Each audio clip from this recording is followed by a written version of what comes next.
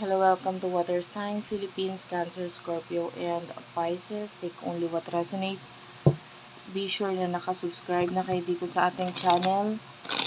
And please do hit the notification bell para ma-update ka sa tuwing may mga bago kaming uploads. Let's start your reading, guys. Pa-comment na lang dyan sa baba kahit heart lang, smileys, malaking bagay yun sa akin. For those of you na gusto magpa-personal reading, Madam Space P, space pa sa dulo, virgophilippines@gmail.com, pwede rin naman dyan. Let's start. What do we have here for the sign of water sign? Isang shuffle. Okay, thank you spirit guides, angel guides for the sign of water sign. Main energy, okay. King of Swords, the Hermit, Gemini, Libra, Aquarius, Virgo energy, Major Arcana, Virgo. Bottom of the deck is a Seven of Swords.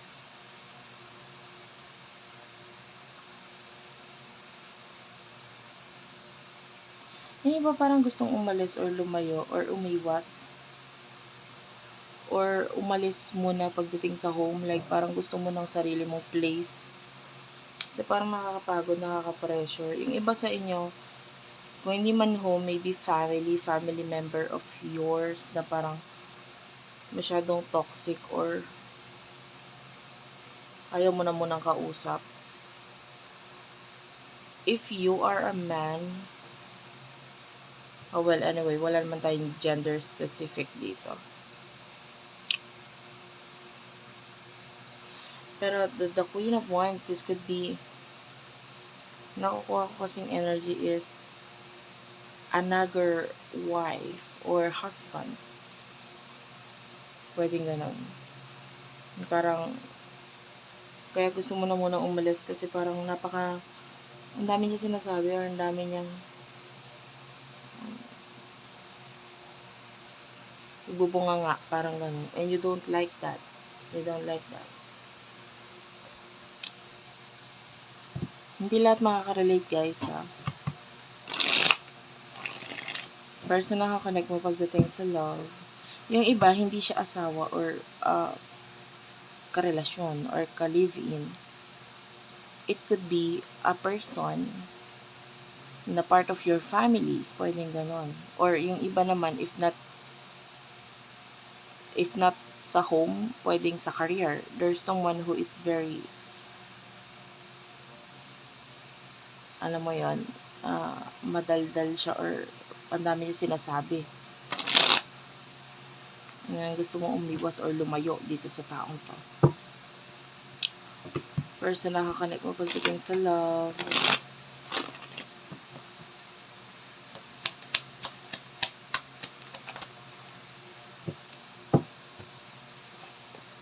Eight of Wands, Three of Swords, Gemini, Libra, Aquarius, Aries, Leo, Sagittarius energy. Bottom of the deck is the Four of Wands.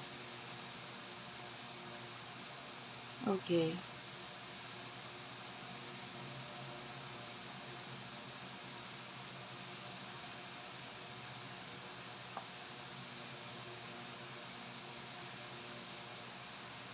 I don't know if this could be an ex-wife, ex-husband, or pwedeng kayo pa rin naman, But I can see na ito person na ito pwedeng nasasaktan siya kasi pwedeng may involvement na third party situation sa inyong dalawa.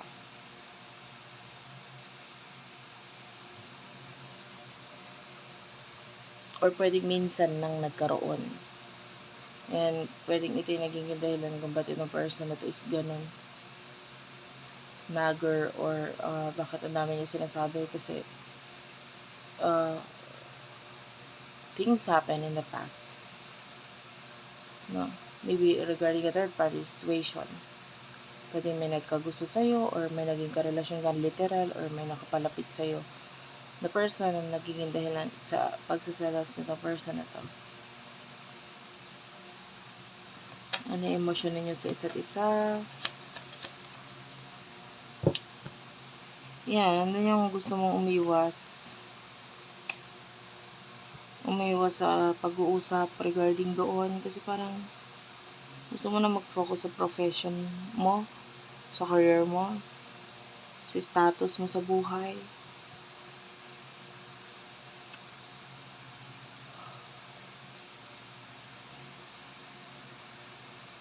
Ang daming mga swords dito. Queen of Swords, Page of Swords, at saka Five of Swords. So, nakakita tayo dito ng parang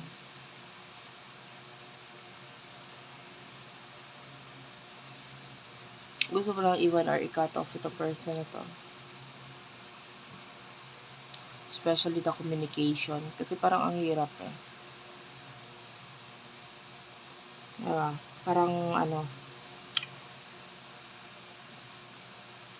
mataas ang tingin mo sa sarili mo, but because of this person, parang medyo kahit pa paano nababawasan.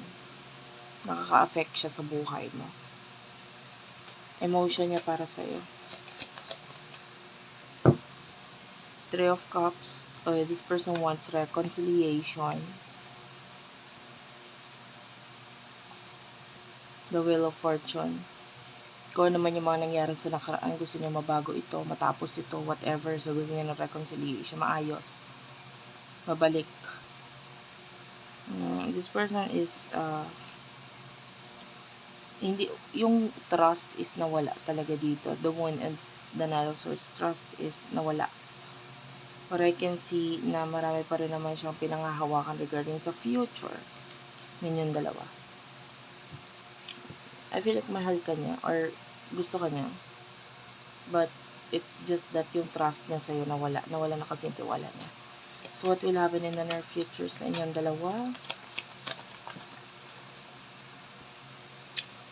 Ten of Pentacles, Ace of Pentacles, and Death card.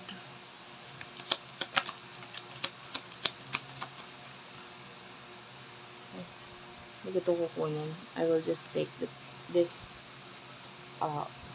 card, which is yun lang yung naka-open.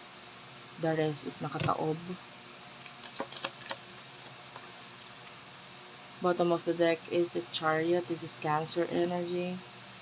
May meron ditong Seven of Pentacles and the Four of Wands.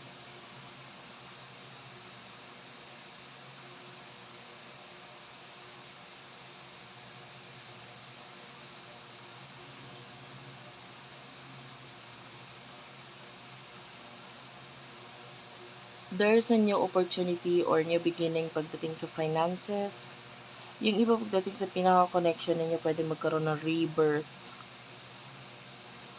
or pagsisimula ulit. The Chariot is here. This is Cancer energy. So, nandun yung pag-iwas or paglayo or pero hindi, parang hindi kayang iwan talaga completely.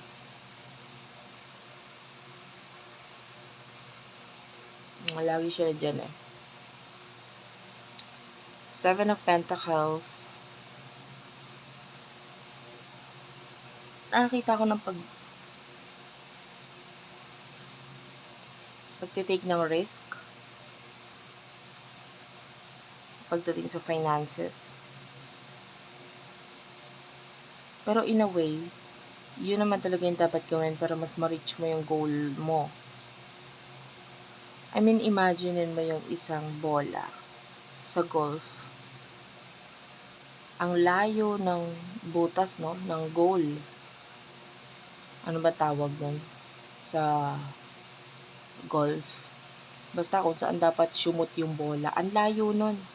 And imagine you are the ball dito. In the near future, mahirap man yung goal mo, na sabihin na natin, ma-shoot mo talaga doon sa napakalayong yun, yung bola ng golf na ang liit-liit. Napakahirap man nun, but there's nothing impossible. Lalo na kung may magpupush sa'yo.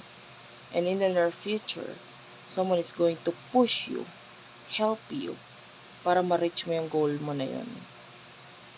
No? And maganda kasi meron nang pupush sa'yo. Kasi in the past, maybe, a lot of you is wala naman nag-push sa'yo para may gawa mo yung, or makarating ka dun sa goal mo, or sa pangarap mo. But someone is going to help you. And nakakatuwa kasi this person is really a professional, someone na alam niya yung ginagawa niya, alam niya yung mangyayari, etc.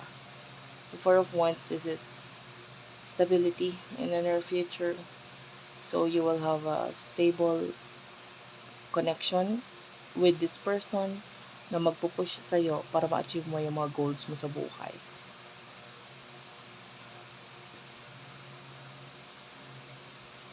Okay?